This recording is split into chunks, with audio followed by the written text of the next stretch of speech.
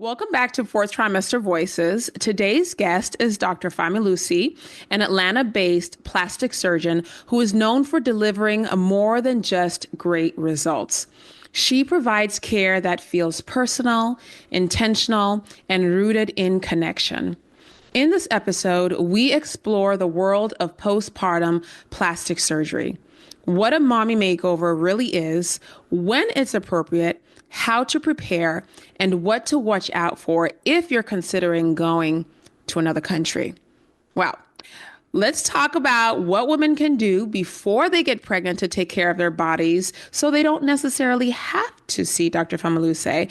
But if you need to, let's educate ourselves on what this is, where to go, how to find a board certified plastic surgeon. So let's get into it.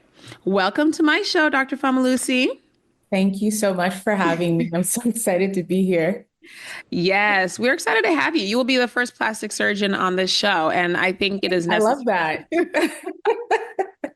I think it is necessary. We'll just kind of talk about a little bit about yourself and Okay. what inspired you to go into plastic surgery.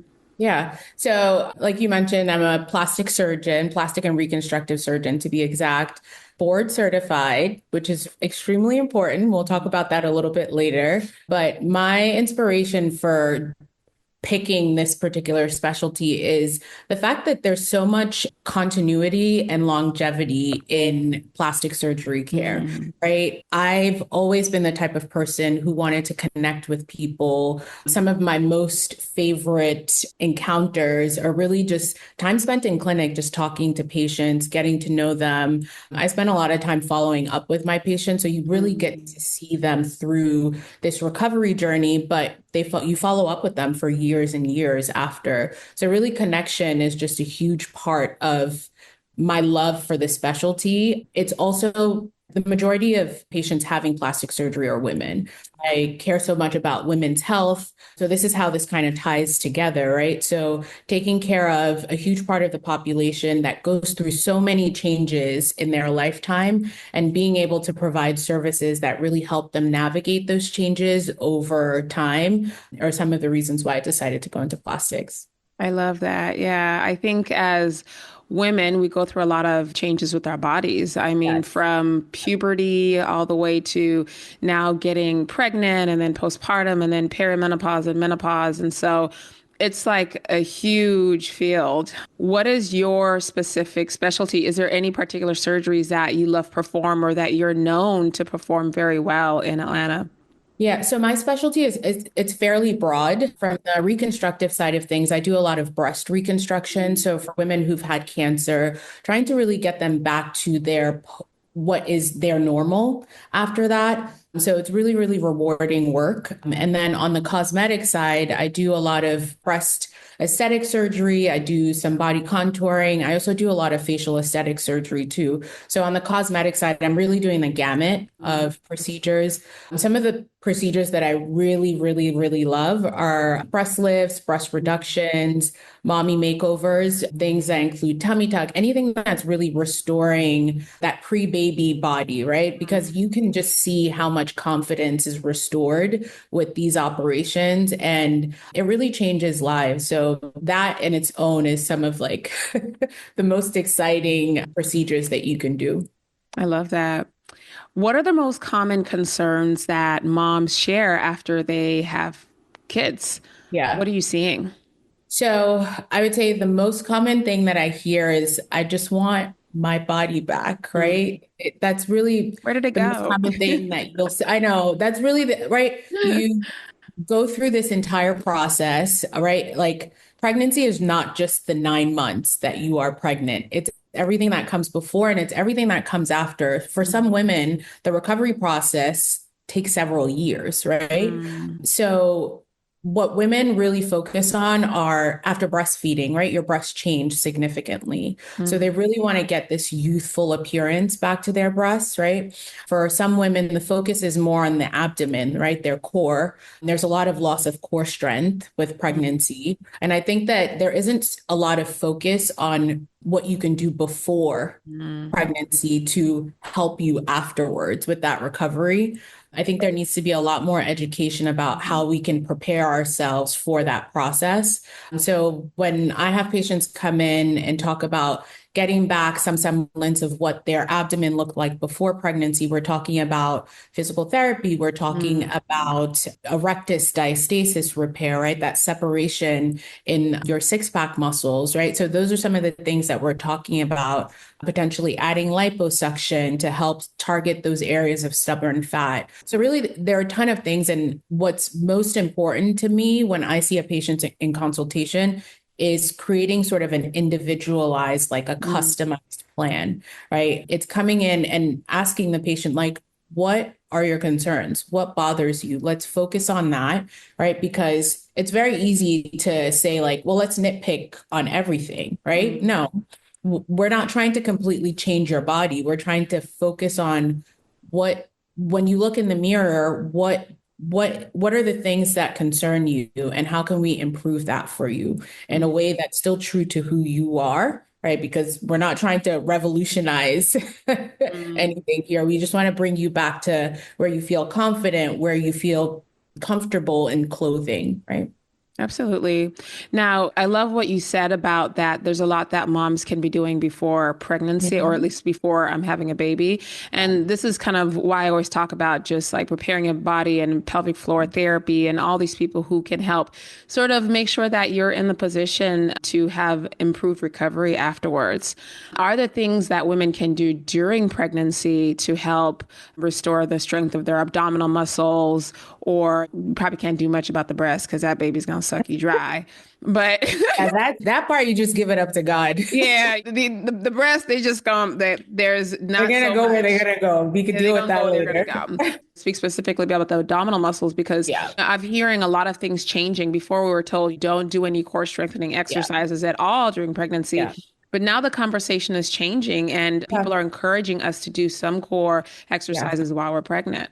Yeah. So I think your pre-pregnancy activity level or strength, muscle mass, things like that really predict how well you're going to do postpartum, right? So if you are someone who has been active all your life, that shouldn't necessarily stop because you're pregnant. Obviously, you have a conversation with your OBGYN Hmm. because they are well aware of sort of your specific medical details. But this is a conversation where it's safe to exercise with Mm, some precautions, obviously, right? So having that conversation with your OBGYN early on is really important, right? They can let you know what things are safe to do. What can you continue that you've been doing before? You might not be running a marathon during pregnancy, but like you could very much like walk on a regular basis, mm, right? And then for women who are more sedentary beforehand, it's starting to increase even before pregnancy, starting to increase your activity level,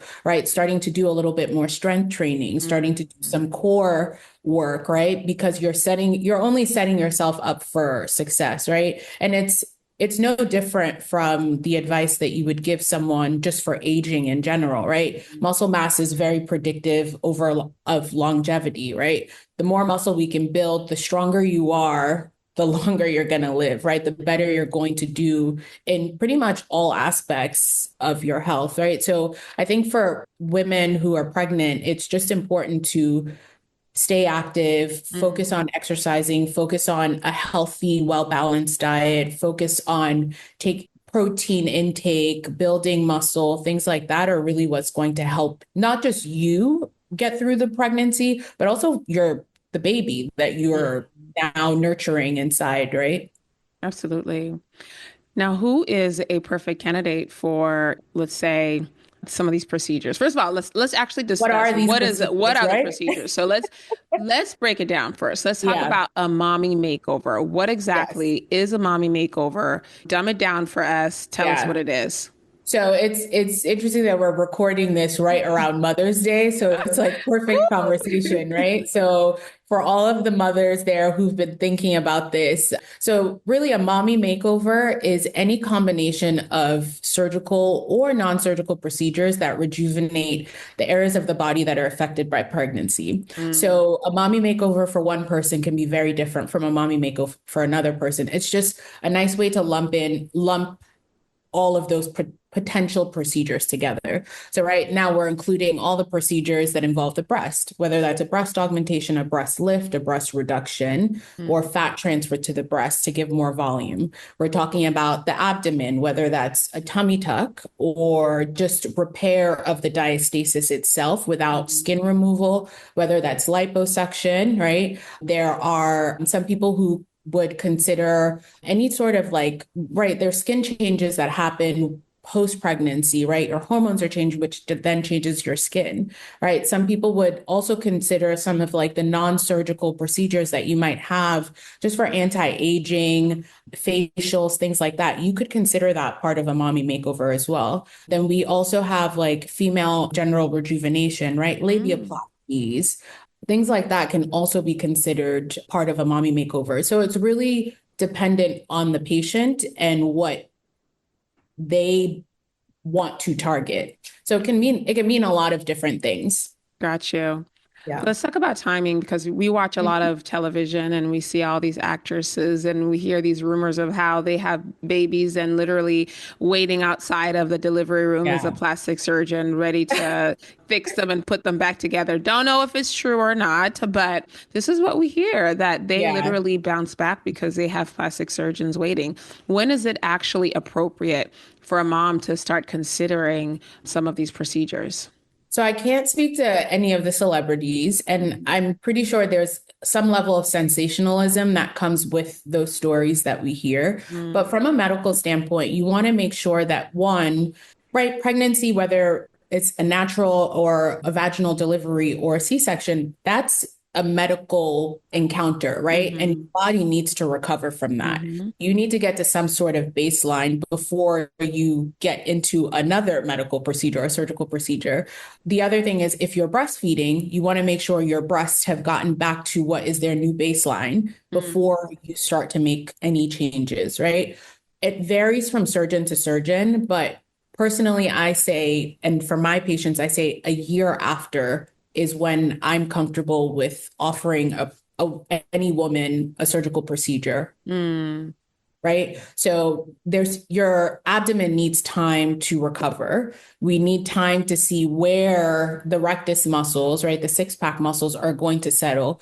Are you going to have a diastasis? And Mm. is it even a big enough one that we need to do something surgical about, right? When it comes to breastfeeding, you definitely don't want to operate on breasts that have just recently been lactating, Yeah. right? Because it takes a while for all of that to sort of settle down, right? One of the risks of operating on someone who is lactating is infection, right? Hmm. The ducts are connected to the outside world, which has bacteria in it. Yep. And now you're doing a surgical procedure, your risk of infection is much higher.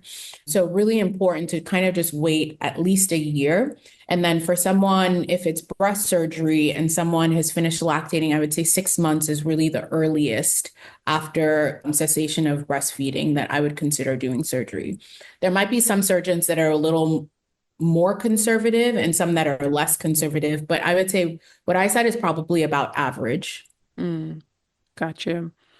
Should women finish having children before pursuing a procedure, or is it okay for them to have one and then have another baby later? What are the risks associated with not waiting till after children are I had? think it depends, Hmm. right? You might decide you're done having children, Hmm. have your surgery, and then things happen, right? Life Yeah. happens, and you might. So it's not that it's dangerous, it's just that there's no guarantee as to how the longevity of your results, Mm. right? So, in the same way that I tell patients, any significant weight gain or weight loss after surgery will change your results. Pregnancy will also change your results. For some patients that come in for a breast lift, right? If they are actively planning to have another child within the next year, I usually recommend you should just wait. Mm. If it's someone who is like, I don't think I'm having any children, but who knows what 5 or 10 years may bring, right? In that situation, I'm like, well, you might want to have the aesthetic look or the rejuvenation that you want now, and that's completely fine. But for anyone who's actively thinking about having an additional child, I just say wait until after, mostly because I think obviously this is also a financial investment Mhm. outside of it being a investment of time and recovery. So I think it's important to make judicious financial decisions. If you plan to have this surgery, you want to make sure that the results last for a significant amount of time. So it's probably important for you to wait until after. Yeah, Go makes ahead. Now, when it comes to tummy tuck, some people are, well, will that ruin my results? When we do a rectus diastasis repair, it's not necessarily going to restrict growth of the baby or anything Mhm. like that. But again, you might need a touch-up procedure afterwards. Afterwards. Yeah. Okay. Well, I definitely want to go into how to find a plastic surgeon. People, there's a lot on the news these days of people Yeah. going abroad to Mexico, even places in Florida, people are Yeah. going. How does one go about finding a plastic surgeon? Where do you even start? So I always, whenever I get asked this question, I always put a caveat that there are a lot of well-trained, excellent plastic surgeons around the world, Hmm. right? So I have no bias against people going to seek plastic surgery, as Elsewhere. long as you are using the same criteria to choose your plastic surgery. Hmm. A discount should not be what is driving you outside of the country to have surgery. I tell patients all the time, I'm like, there are a lot of things that you can look for a discount on. Your body and your life should not be one of them, Hmm. right? So when you're looking for a plastic surgeon, the important things to think about are the qualifications. Hmm. Is this person trained to do this procedure? Is this person board certified, right? A board certified plastic surgeon has gone through years and years and years of training, Hmm. 6 years of residency after, 6 and sometimes 8, depending on the pathway they took. That's after medical school, right? And they've had to go through a rigorous exam process that's evaluating actual patients that they've treated. That's Hmm. very different from a cosmetic surgeon, right? There are people who market themselves as cosmetic surgeons that aren't actual plastic surgeons, right? So one, it's weeding through the marketing because marketing can make things look very good to help you figure out who is an actual plastic surgeon. I also tell patients ask questions, right? When you call, ask them, "Oh, where did this person train? Are they board certified?" If you Hmm. look on the website and you don't see the Board exact certified. words board certified plastic surgeon, and you see cosmetic, cosmetic, cosmetic, chances are it's being hidden for a reason, right? So Hmm. that's number one. Number two, when patients think about going outside of the country to have surgery, I caution them to think about, what do you want your post-op care to be like? Hmm. If you're going outside of the country, what is the follow-up plan? One, right? And how easy is it going to be for you to see and speak to your surgeon after you've had surgery? If you're going to surgery in Mexico, Yeah. do you have the funds? Do you have the time to fly back and Back. forth every single Hmm. time you have issues? Right? Because, yeah, obviously, most doctors are operating with the sense that they are avoiding complications, or at least they're trying to prevent them, but complications Hmm. still happen. And it's important for you to be able to reach out to your surgeon very easily. That's one of the things that I pride myself on and my practice on. I call every single one of my patients the Hmm. night of surgery. One, I want to make sure that you're doing okay from a pain standpoint. I want to make sure that you have the instructions down, Hmm. right? And I'm seeing you the week after. I'm seeing you on a regular basis after surgery. You can text the office, you'll get a Hmm. response within a couple of minutes. You can call the office at any time, right? Because we want to make sure people feel taken care of, and two, that you feel safe, right? Safety is number one. So I think those are the two things that patients really need: qualifications and follow up afterwards. Now, I know the price tag sometimes is Yes. really a draw. Sometimes you see this like thing like have a tummy tuck and a mommy makeover for $5,000 and you get a vacation and you get to sit on the beach. And I'm like, wow, okay. Hmm. It looks good, but think about it. You've just had major surgery and the plan is to fly back. Your risk of blood clots increase significantly, Post right? So surgery. it's a dangerous proposition in general. But I think there are a lot of tremendous plastic surgeons in South America and Central America, but these surgeons are not the ones that are giving discounts Mm, because they also value their work, right? Their their prices reflect the work that they are providing, right? So it begs to people should really ask, why is this so cheap? mm, What am I giving up by for this discount? But I mean, ultimately, I think the most that we can do is provide education. I think patients will still go where they want to go, but I see patients that come from whether that's Miami or that's somewhere in South America and they've had surgery and now they're having complications and it's difficult to take on the complication of another someone surgeon. else. It's very difficult. And because plastic surgery is elective, there's a fee for that follow-up care, Mm, right? And sometimes that's a very difficult conversation to have with patients because you're in a pretty difficult situation. But we kind of have to be honest about how to move forward. And those conversations can be really, really tough. yeah. I'm glad we're talking about this because working in the ER, I get to see a lot of the complications from abroad. Mhm. And so, because what ends up happening is when women go abroad or go to another country to get their procedures, when they come back here Mhm. and they have complications, no surgeon will take them here. So they end up coming to the emergency department. And let me tell you, it's pretty heartbreaking to have to call my plastic surgeons or my surgeons, and they're like, nope. I'm not handling it. They can follow up with their own surgeon. And they're like, well, my own surgeon is in the Dominican. Yeah. Well, you're stable and you can put her on antibiotics and send her home. And Yeah. that is really tragic. And so I really urge women that please, please, please do not take that shortcut. Do your research. We talk about what to look for, board certified. Are there any specific sites online that they can go? Is there like a plastic surgery directory that people can go Yeah. to look for surgeons? Yeah. So, two things. The American Board of Plastic Surgeons, that is the board that certifies plastic surgeons in the United States. You can go on that website and search a surgeon's name. If they're board certified, it'll come up. The ASPS is the American Society of Plastic Surgeons. You can Okay. also search surgeons on there. Those two sites and the Aesthetic Society, ASAPS also, this is the Aesthetic Society of American Plastic Surgeons. Those three sites are good starting points to look up your surgeon and to see Mm, if they are a plastic surgeon and if they're board certified.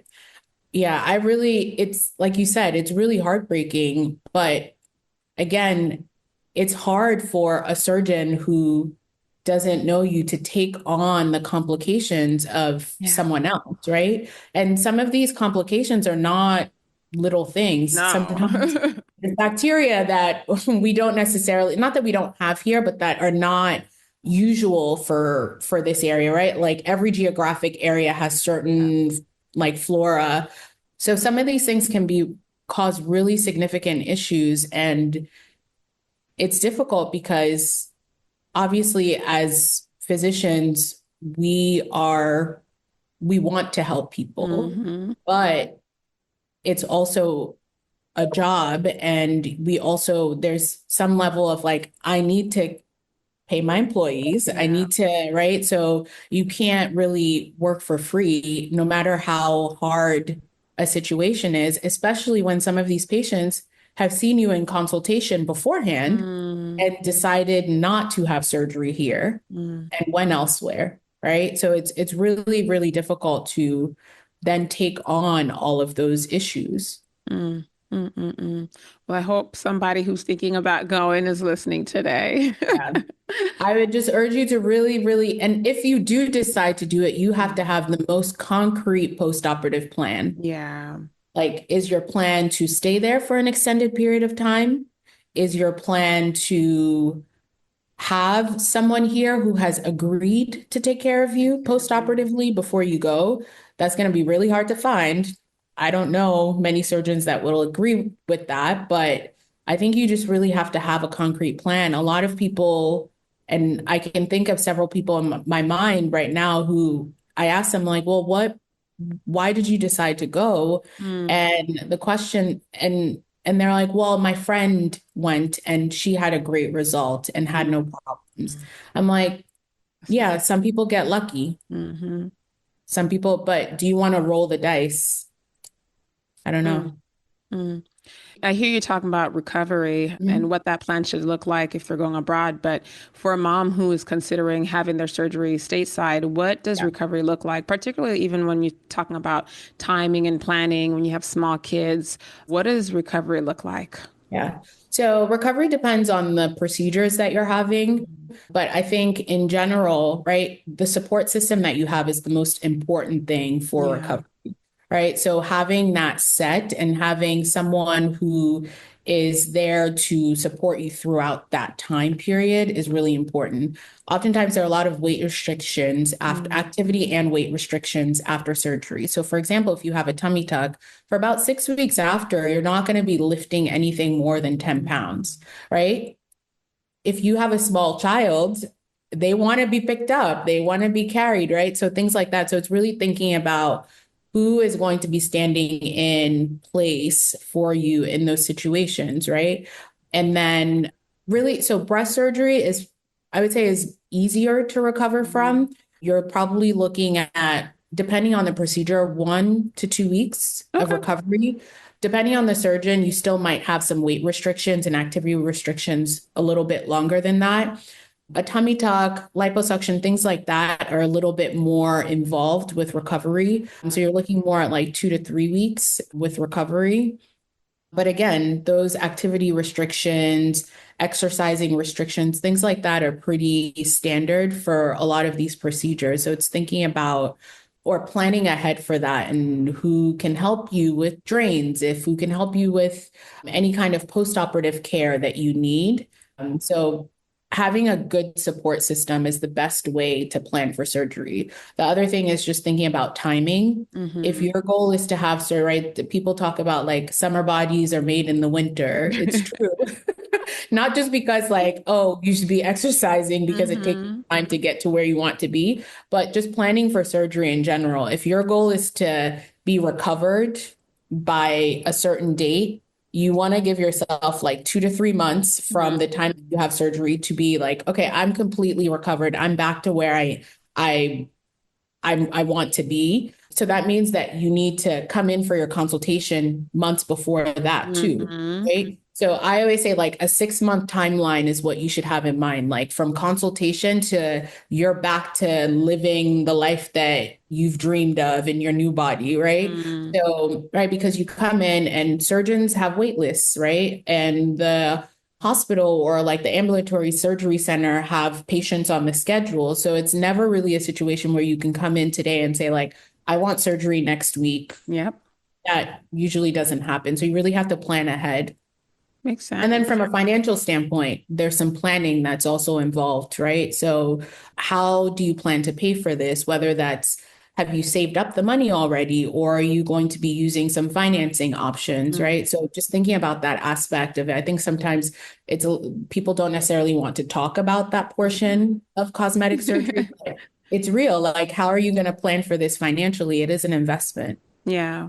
And I'm not going to get into the pricing either because it ain't cheap. Okay. We're not even going to talk. If you want to know how much it costs, Yeah. go ahead. You set up that consultation, but Yeah, it's set up not the cheap. consultation. So It we it don't, varies from person to from practice to practice, yeah. but like I said, it's an investment, Mhm. and that's really it's something that you're doing for yourself, right? So, Absolutely. Well, one of my prior episodes, we have a financial planner and we actually talk mhm. about saving up pre-pregnancy for some of these things that may come up. And so this is if you're thinking about, oh man, I would love to have a mommy makeover the next time I Yeah, get pregnant. This is definitely something you can save up on before you finish having kids. yeah. Or maybe instead of the baby moon, you use those funds, Right. People over whatever here spending works. money before they get have babies, and I'm thinking, oh my gosh, you don't even know what's coming. Baby moon, baby Maybe do a more vacations, local buying baby cars. moon. I'm like, Yeah, yeah, you may not want to work when you finish yeah. having a baby. Exactly. I'm just saying. Oh man. Well, I have two last questions, but the one Yeah. question I think we can't close without asking this, but how do you respond to moms who feel guilty for wanting to quote unquote fix their bodies? You know, there's a lot Yeah. of body shaming out there. Yeah. There's body shaming on both ends of the spectrum. And there's a lot of people made to feel guilty for wanting to go Hmm. under the knife to Yeah. basically feel themselves again. How do you Yeah. respond to that?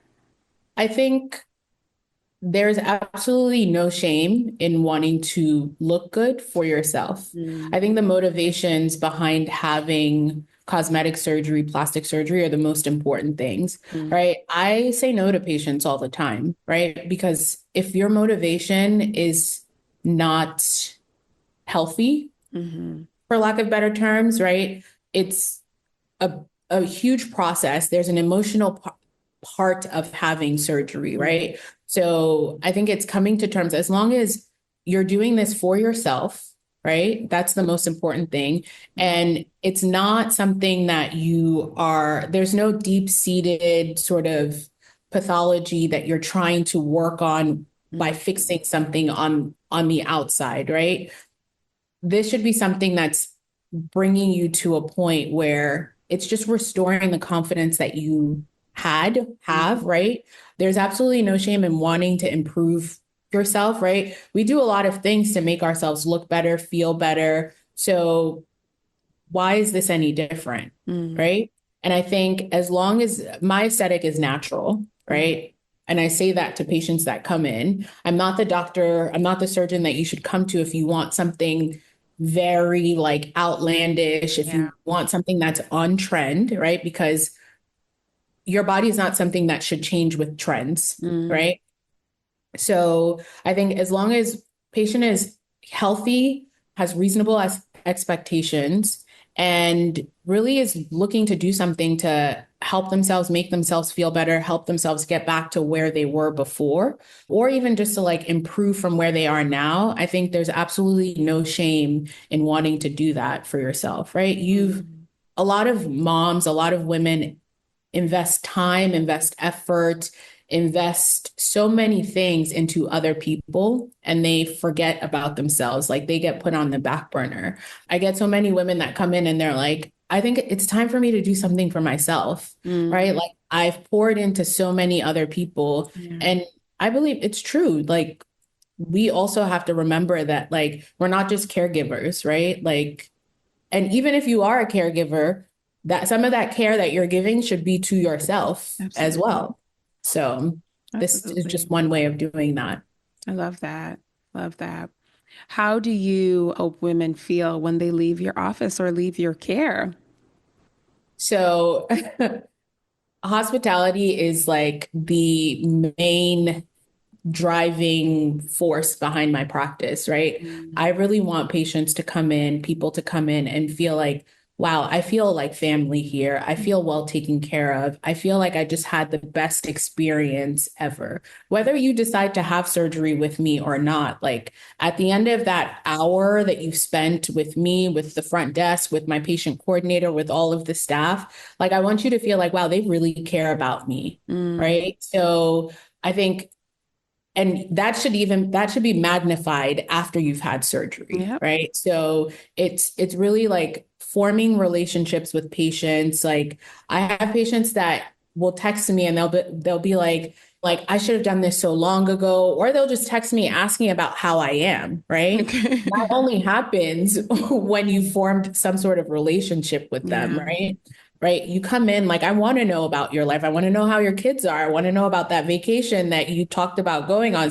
Show me pictures. Like, what did you do? So I think it's really just making people feel genuinely cared for is really the most important thing for me. It's the same way that I treat my family. It's the same way that I treat my friends. And there's no difference between that and my patients. Mm, I love that. Thank you so You're much. very So welcome. lovely. And tell us if our listeners want to find you, Yes. how do they get in touch with Eleve? Do I say Yes. that right, by the way? Yes, you said it perfectly. So, Eleve Plastic and Reconstructive Surgery. The word eleve means elevated in French. Mm, So that's really the experience that we want to give people. We want to bring this elevated hospitality based experience to plastic surgery. You can find us online at eleveplastics.com. So that's Mm-hmm. plastics with an S, Eleve. You can follow me on Instagram at dr.familusi, or Mm-hmm. you can follow our Instagram page, which is Elevate Plastic Surgery. And then you can always call our office if you're interested in a consultation. We have our lovely patient coordinator who is excited to talk to you about your goals. And yeah, we'll get you into the office and we can't wait to meet you. Yes, love it. Thank you so much for coming on our Thank show. you. And ladies or gents, if you need more information, just send me an email or find me on Instagram at Dr. Choa. But it's been lovely talking with you all. Take care. Bye, everyone. Bye. Are you navigating pregnancy and postpartum alone? Are you feeling overwhelmed by the lack of support? You're not alone, and you don't have to do this alone. With EM Care to You, I offer personalized in home and telemedicine support designed to guide moms through the challenges of the postpartum period. Whether you need total on call services or periodic check ins in the home, I help women recognize the warning signs and I support you as your advocate, and I am here for you the entire step of the way. I want to create a postpartum plan that's all about you, your health, and your recovery. Follow me on Instagram at Dr. Choa for tips, resources, and there you'll find a way to book me. All right? DM me or email me if you have any other questions. Other than that, I'm on all social media platforms under Dr. Choa, DrChowa. Let's build a village of support. Let's give you the hope that you need to get through this period of time. Take care.